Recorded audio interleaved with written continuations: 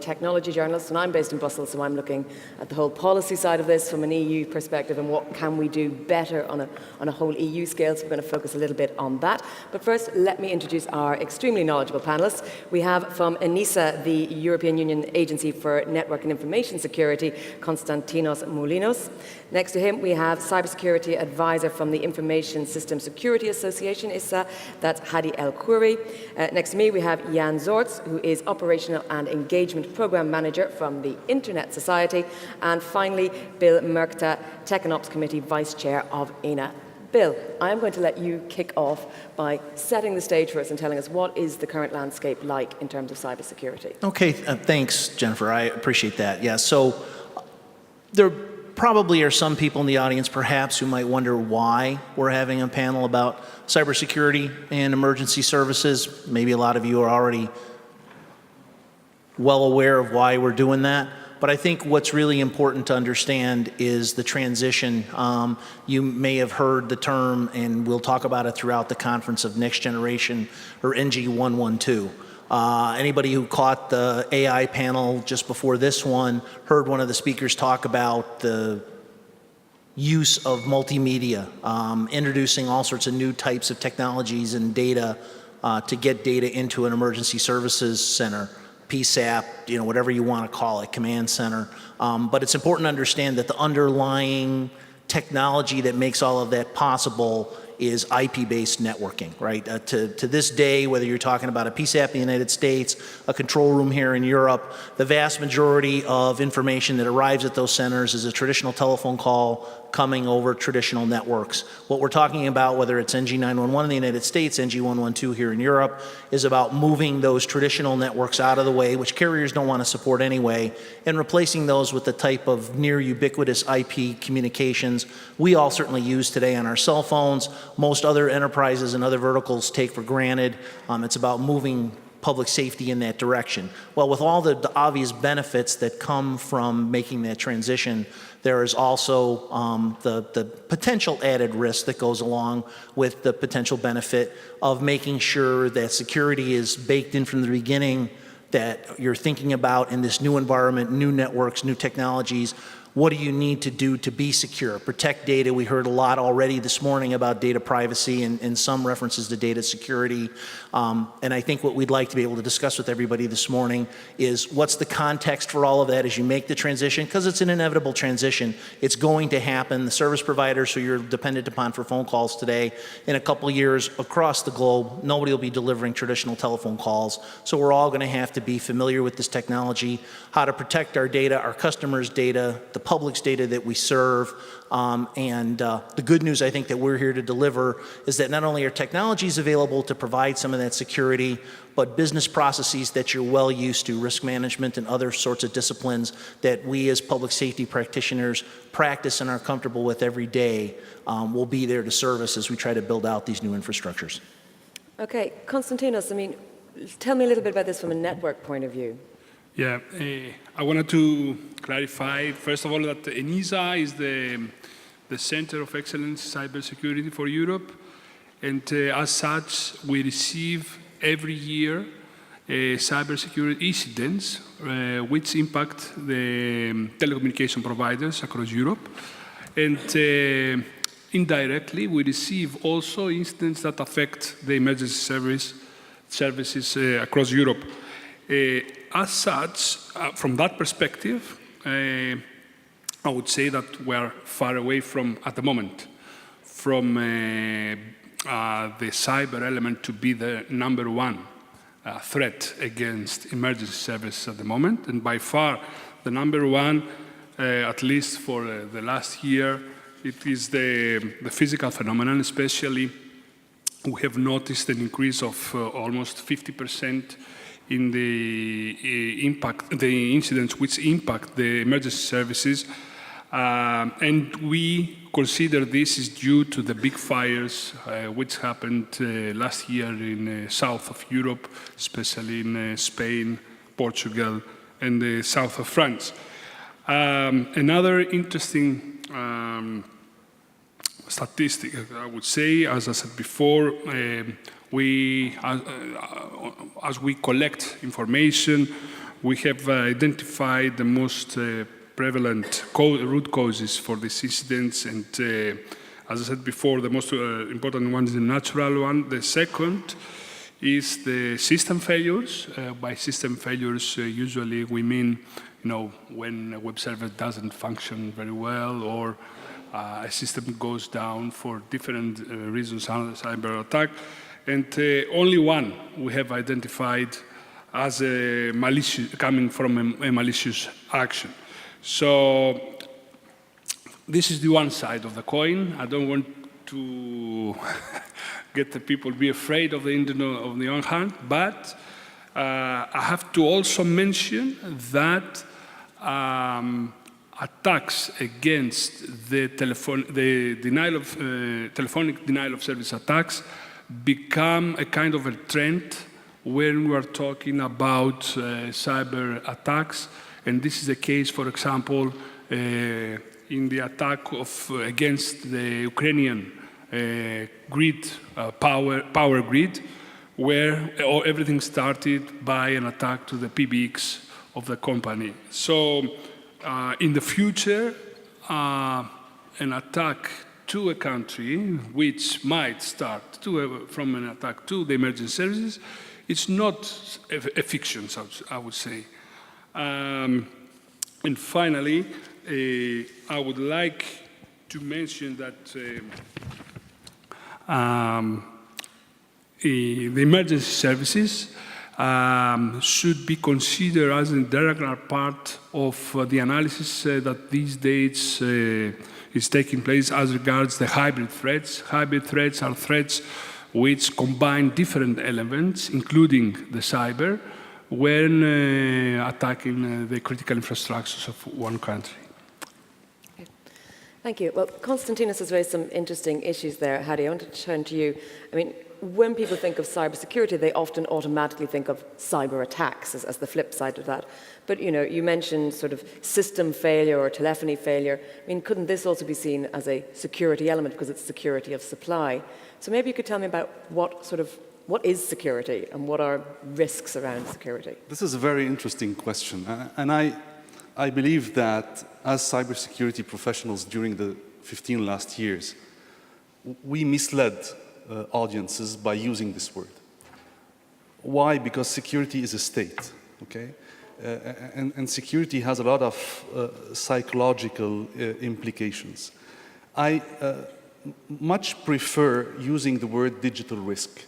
And if I had to define security, it will be a tool set that allows you to reduce risks. As you are embracing, as many organizations across the world, as you are embracing a digital transformation, you are coming up, you are inventing new user stories, new user experiences. And we witnessed this this morning using AI, using drones, using mobile apps, etc. So you will be inventing, and you are inventing, new user experiences. My piece of advice to you is every time you come up with a user story or a user experience, try to change the mask and come up with one or more hacker stories, abuser stories, terrorist stories, horror stories, and try to tell those stories as they are structured in the mobile agile development techniques. As a persona, I want to do this in order to get that value. So as a terrorist, I want to poison name resolutions for emergency services in order to reroute all calls to a fake call center. When you are able to tell those hacker stories in a business-readable way, you will be able to come up with an inclusive methodology, and you will be able collectively, with different mindsets across the organization around the table, you will be able to quantify and estimate the probability of this hacker story of being successful and what would be the impact. And once you have done that by using a democratic vote, how many of you estimate the probability to be low, to be medium, to be high?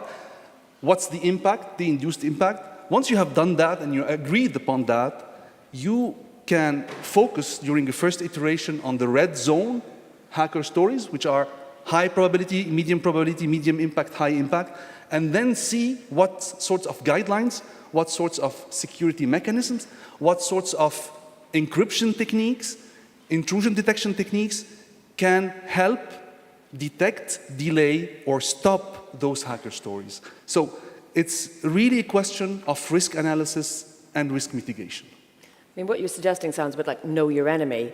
And isn't this really a lot of what we call penetration testing is about? Yeah, and how do you see Hadi's digital risk assessment? So thank you for inviting me first. Well, let me add some thoughts from the internet point of view.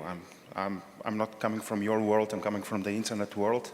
But years ago, I was part of a team with the laboratory for telecommunications at the faculty in Ljubljana. We built, basically the Gen 6 project was how to implement mobile IPv6 to emergency response teams. So I got a little bit of a sense in what you guys are heading to when you are trying to build the applications and offer services over the internet. Now, from internet point of view, the 112 Services Center is basically the same as any other end user, right? You're connecting to the internet, your services center, like an enterprise or whoever. So you need to take all the precautions and all the security measures as every enterprise would, and even more.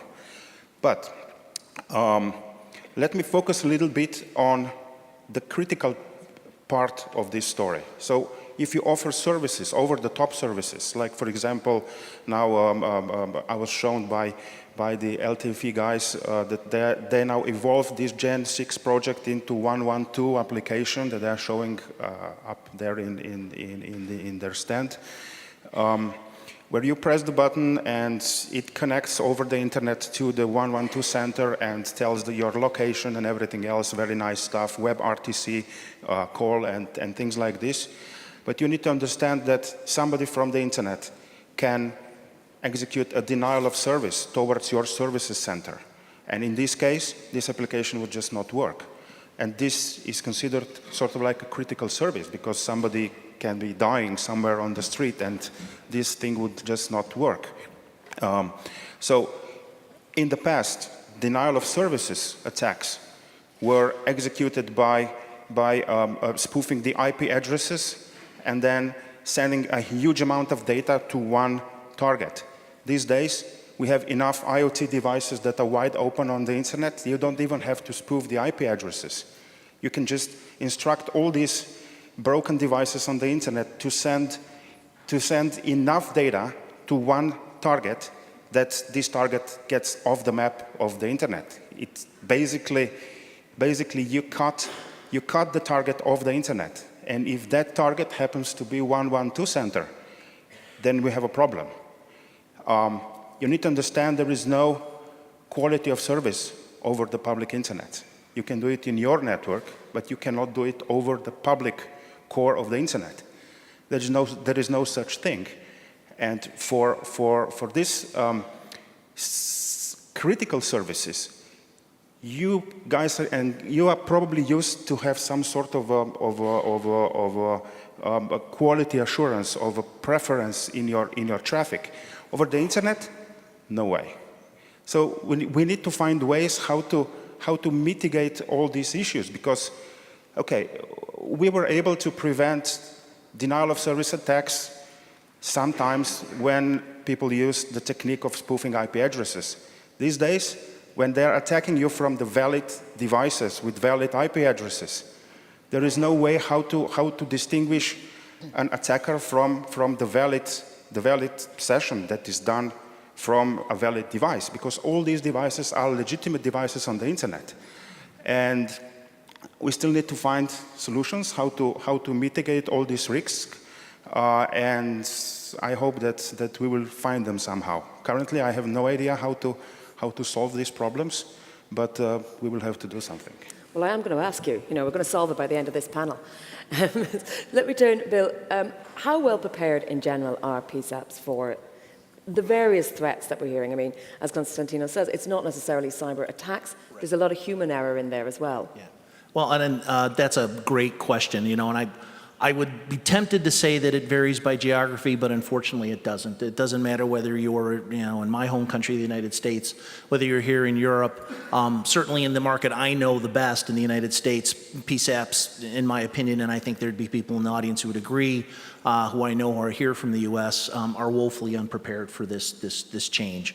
At least in our environment there, and I think to a large extent here in Europe, as I said before, calls are delivered, and it's mostly just voice calls over a traditional carrier network with the quality assurance that Jan was talking about, and people are used to having a service provider do an awful lot for them. In this new environment, and people are experimenting, a lot of people have over-the-top applications, probably more so here than in the United States, where there's been a great resistance to that, and carriers have a huge say-so over what goes on in a lot of PSAPs because they provide that primary connectivity. The idea of having to be responsible for your own network security, I mean, people do it for non-critical pieces of their operation, but the idea that now all of your communications from your population that you serve are going to come over an internet type of network, that's new. And so consequently, the idea of how to secure that, how to, like, you know, we've talked about this baking security, and from the very beginning, they've let other people handle that. So I don't think that within a lot of the public safety organizations, people are as ready as they could be, but I think because the transition brings with it so many benefits, and we've talked about those already, as I said before, here at the conference already, I think people are going to be forced to have to climb that learning curve very quickly in order to take advantage of the benefits of the transition. Konstantinos. Yeah, as a first reaction to the question if and how can we manage with the attacks and the threats. First of all, as a security expert for many years, I would recommend that whoever says that there is absolute security, then is a liar. So this is the first sign. So there is no one-fits-all solution. Here we can see different actions at different levels, so to speak. What can be done? In terms of the corporate level, the solution providers, of course, they know they have to provide better solutions, more secure, integrate security and privacy by design, perform the risk assessment and the privacy impact assessment in their solutions. The same, the network providers, and I would say that Europe, at least, there is a kind of maturity for the network providers. I would say that together with banks, it's the most mature sector. They do stuff. They are quite organized. They speak to each other. They take measures like, for example, prioritization of traffic in case of an emergency, the mutual aid agreements, and so on and so forth. Others, technical measures like blocking of numbers outside of a nation, coming out of a nation, national roaming, all these well-known, I would say, measures exist. At the level of, at the national level, I would recommend also, a colleague from the previous panel said that exercise, and collaborate.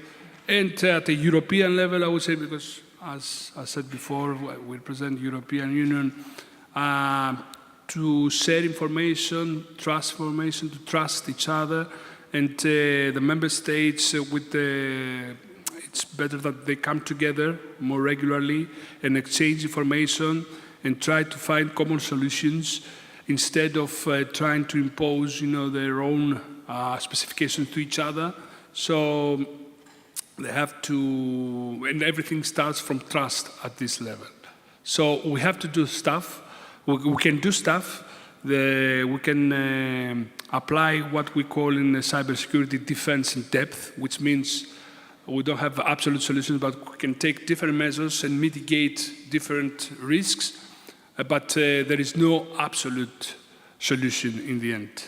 But just so everyone doesn't get too depressed, I mean, there's no one size size fits all, but there is best practice that can be shared amongst colleagues. I totally agree with you that one size doesn't fit all, and this is totally compliant with my first comment regarding the dynamics of digital risks, okay? Your organizations are dynamic, so the management of risk should also be dynamic and not a static state. Nonetheless, and in France, we have the chance of having a very powerful and impactful regulatory agency for cybersecurity, which is the ENSSI. And the ENSSI has drafted 42 rules to have 42 rules of hygiene for a better information system. So my advice to you, if you don't have a security policy, go and grab those guidelines. They are in French and in English. Grab those 42 rules, and by enforcing them, you will be able to have a minimum level of security that you can later on with the 80%, 20% rule enhance with respect to the risks you would have measured.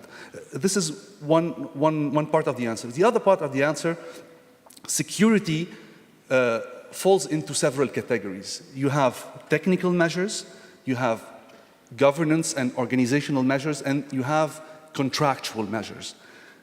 Let us take the user experience with the drones. You are about to use drones, and you are using drones for public safety and emergency and stuff like that. My advice to you, try to map all the actors, legal entities that are involved in this process. And you will be amazed by the number of different digital entities, okay?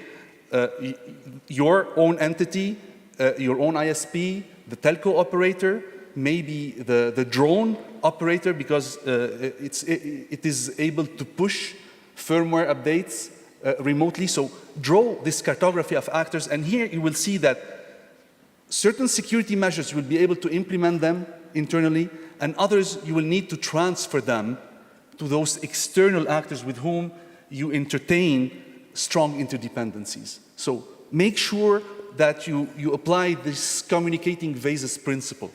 Okay? You won't be able to control everything, and through SLAs, through proper contract management, you will be able to collaborate with external third parties on security. Yeah, and what's your view on that? I mean, PSAPs are the last link in the chain.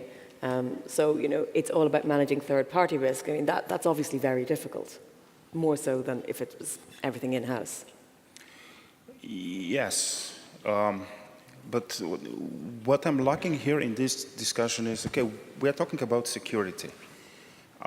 What people usually think about security is sort of like you put a firewall there and then you protect your network from the bad world outside, right?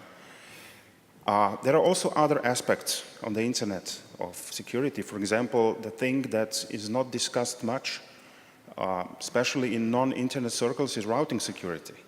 So we have this routing system that is quite fragile on the internet.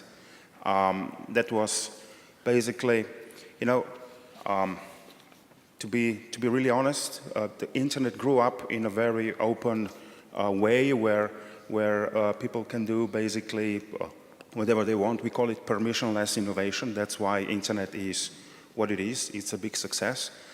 And basically, how do parts of the internet exchange traffic? With peering. That's called routing. And usually peering is done over beer in a bar. Two people meet over beer and go like, oh, I have lots of traffic for you, you have traffic for me, let's create a peer, let's create a BGP session, and we will start exchanging traffic. It worked, it still works. It's quite open and free and dynamic, but there are cases where people misbehave on the internet. You wouldn't believe it, right? And start announcing not their prefixes, the IP addresses and things like this. So when you connect to the internet, your services center, you also need to think about some routing security. How to secure your resources on the internet so somebody else would not route your traffic towards their destination. We are working at Internet Society. We are trying to facilitate and encourage a new community. It's called Manners. Is the acronym for mutually agreed norms for routing security. It's basically a set of rules that you need to implement as an operator, as an internet participant. It's basically a routing hygiene, how to behave on the internet. Maybe you should also look into this aspect of security when you're connecting your services center on the internet and also secure your routing. I don't know, sign your resources with RPKI, create ROAS and things like this. And also one other aspect of connecting to the internet as sort of like a new participants is something that people usually forget. We have two protocols on the internet, IPv4 that you probably know and IPv6 because IPv4 addresses are depleted, it's over. We cannot grow the internet on IPv4 anymore. So we have been busy the last 20 years implementing IPv6 that has virtually endless number of addresses. So you are exactly the case. 112 services is exactly the case where you want to offer as wider audience your services. And there are millions and millions of Android devices and Apple devices now being connected on IPv6 only.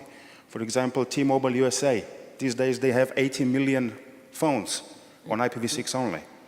In Europe, this is growing number of operators that are putting phones on IPv6 only because they don't have IPv4 addresses anymore because it's depleted, it's old, it's legacy protocol. And these phones can directly communicate over IPv6, but for IPv4, they need to go through the translation device. It's called Net64.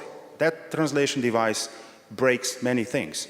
So if you offer your services only on IPv4, people on IPv6 will have troubles even connecting. The session will be translated and lots of data that is in the packet, sorts of like, I don't know, GPS location, things like this, may get lost in the translation.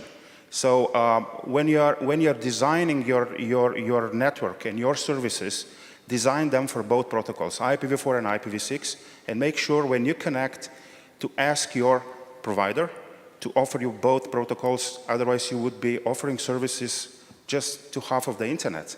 And try to think of multiple uplinks. Do not rely just on one link.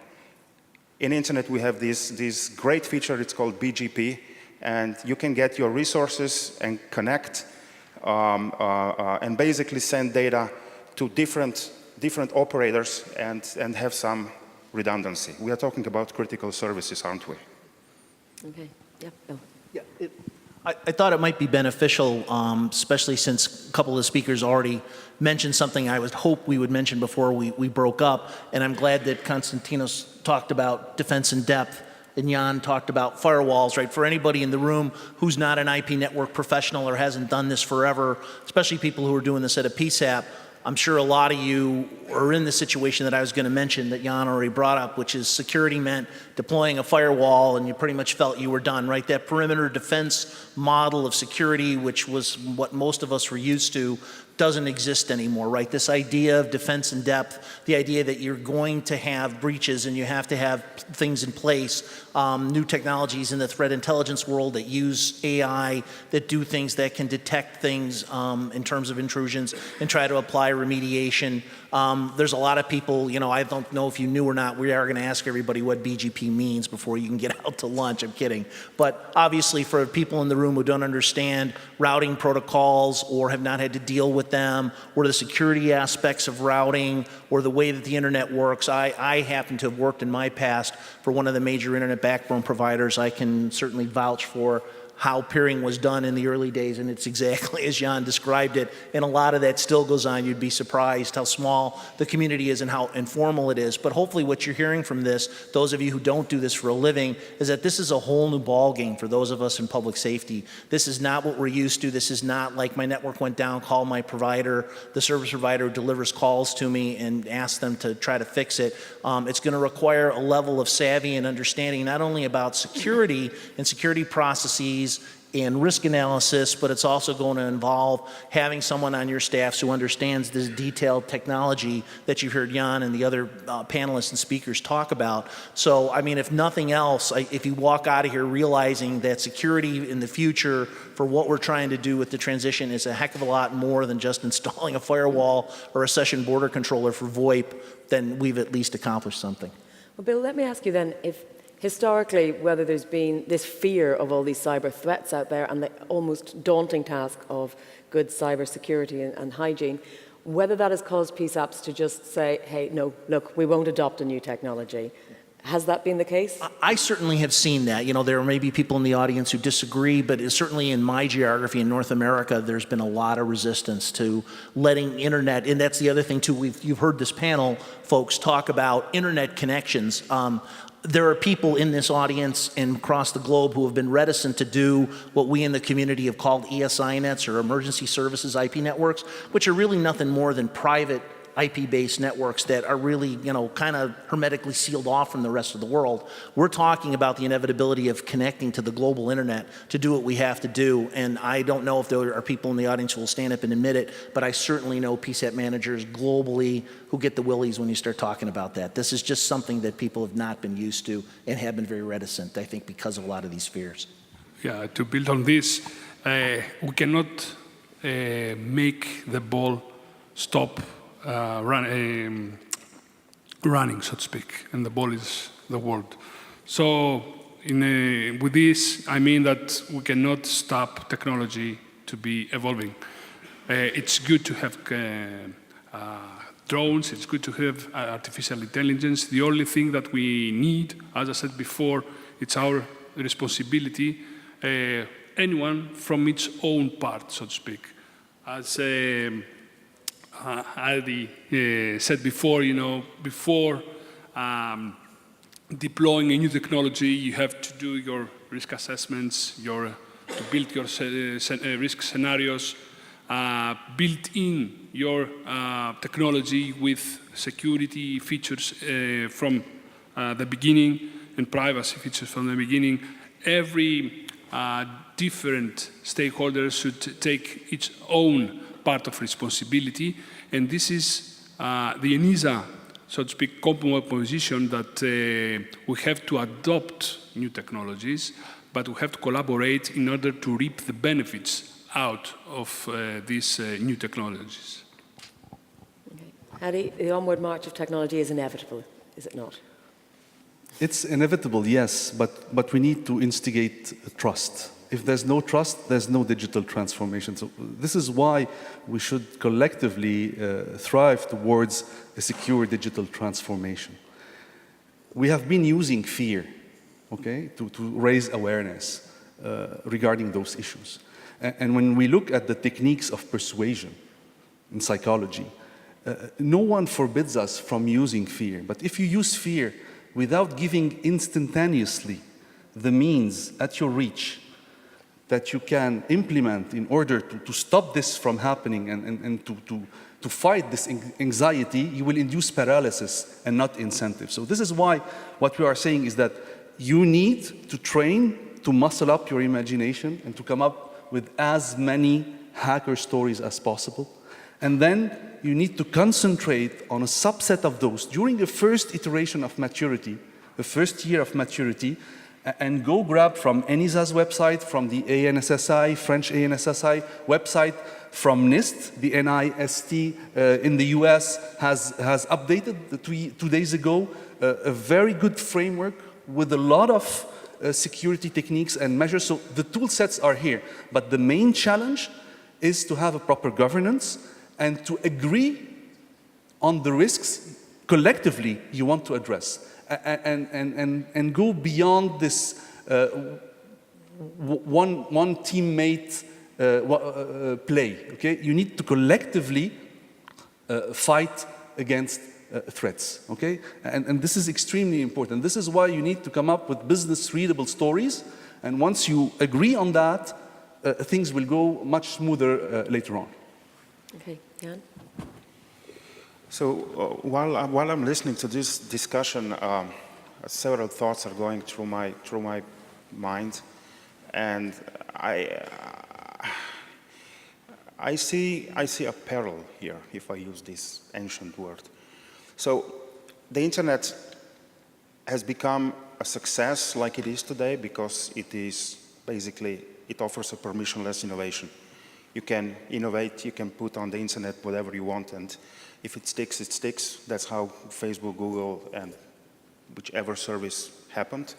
Not to be required to ask permission to anyone. And also for 112 services, you don't have to ask permission to anyone to put it on the internet. Now, internet was developed without the interference from governments, without regulation, without all these things that usually makes the system fail. And that's why it is what it is now, right? That's why, so you can see the telephony system, it's dying, let's face it. All the services are transferring to the internet-based services, SIP, WebRTC. The old telephone system is dying, and operators know that, right? And at home, I have a SIP phone, because our telecom is offering me a SIP phone, not the old system one. And the telephone system is a product of regulation, of governmental interference, and it's dying. Now, when, for example, 112 services goes on the internet, then somebody would turn around and say, hey, this is a critical service. We need to declare internet infrastructure as a critical infrastructure. Please not. Please do not. Because in this case, governments would come in, and I'm not sure I would like to see government telling us how to build and run the internet. And I would not like to see the regulators in the countries telling us how to run and build the internet. And there are reasons why we kept away the quality of service feature from the public internet. There are multiple good reasons, and there is network neutrality there that is a law in Europe that you can't break. So if you start, even if you even try to do quality of service over the public internet, you're breaking the net neutrality law. So there is a discussion that needs to happen when you start offering these services as critical services that would not make the whole internet very, very unhappy. Okay, I think we won't get into the net neutrality debate now because we probably don't have time. What I thought I might offer, right, and it's been, at least for me, a personal honor to meet everyone that's up here and to have a chance to learn from folks who are so expert in a field. I've been a bit of a generalist over the last couple of years, but as my esteemed colleagues were talking, I was thinking of what sort of an analogy could we perhaps leave you with to provide some comfort and some hope for the future, right? Because this is an inevitability. And what came to my mind, and I hope it doesn't seem too morbid, but I think it's apt here, is that we continue to use automobiles even though there's crashes. We continue to fly in airplanes even though sometimes they very rarely, thank God, but they have problems too, right? I mean, and we incorporate those into our daily lives, and we calculate acceptable risk, even if it's unconscious, and we use those technologies because they provide so much benefit versus the potential risks that come from them. What's going to happen in communications, what's already happening, everything that Jan's described, everything that all the other panelists have talked about, is that same sort of somewhat technological inevitability, but what we need to do in order to be able to reap all of its benefits is to not be unduly afraid, to calculate acceptable risk, to realize that cybersecurity and other attacks are inevitable, they're going to happen, but the good news is whether it's technology that you can buy, services that you can obtain, or study that you do on your own and staffs that you build up, one can use these systems to great benefit for what we do with a very acceptable level of risk. We just need to figure out what that is. So even though we have used a little bit of the fear tactic this morning, I was just hoping to give everybody something that they could grab onto to understand that you can't go hide, you can't say, no, I'm not going to connect to the internet like older relatives of mine did who had a computer and would never use the internet because they thought somehow it would keep this at bay. For what we do, we can't keep it at bay. But the good news is that there's a way to make the risks manageable. Okay, I think that's a really good place to sum it up. We're a bit late, so I'm not going to actually ask for questions from the floor. There's an enormous big hashtag behind me here. If we want to continue this conversation, let's take it online and ask questions about cybersecurity from our panelists by using the hashtag. But I'm going to ask the audience a final question. So we have a Q&A bit of interaction. And I want you to show of hands if you think your organization is taking cybersecurity seriously enough. You think it is? Okay, so some of you have got some work to do, but I think that's broadly positive. Good number. Yeah? Okay. With that, I'm going to thank our panelists. We're going to wrap up here. We're clawing back a little bit of time from the late start this morning and tell you that there is, of course, the buffet lunch up in the exhibition area, but also we have presentations going on in the Innovation Theatre during the lunch break. We have Creating a Better Now by Carbine. We have social media in the Emergency Services Control Room. That's presented by Hexagon Safety and Infrastructure. We have emergency video calls and their effect on future emergency management by ISSA. So please do go and check those out. And be back here, please, around about 2 o'clock. I know people get late over lunch, but I hope we're going to have another fantastic afternoon. Thank you all, and thank you to the panelists.